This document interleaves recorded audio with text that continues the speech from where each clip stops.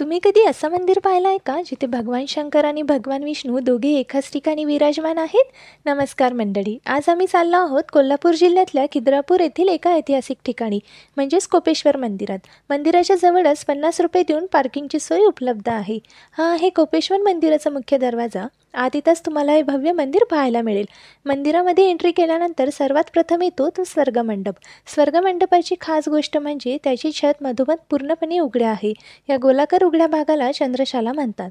हे मंदिर सतीच्या देहत्यागानंतर शिवाच्या रागातून उभं राहिलं आहे, म्हणूनच याचं नाव आहे कोपेश्वर. आणखी एक, इथे इतर मंदिराप्रमाणे नंदी नाही. त्यानंतर आम्ही मंदिराच्या बाहेरील भिंतीवरील शिल्पकला बघितली. मग आम्हाला समजलं या मंदिराला महाराष्ट्राचे खजुराहो का म्हणतात. मंदिर पाहून यानंतर आम्ही परतीचा प्रवास सुरू केला. परतताना वाटेत आपली जगात भारी कोल्हापुरी मिसळ ट्राय केली. तर मंडळी, हा होता आमचा छोटा प्रवास. व्हिडिओ आवडला असेल तर लाईक करा, कमेंट करा आणि चॅनलला सबस्क्राईब करा. भेटूया पुढच्या प्रवासात.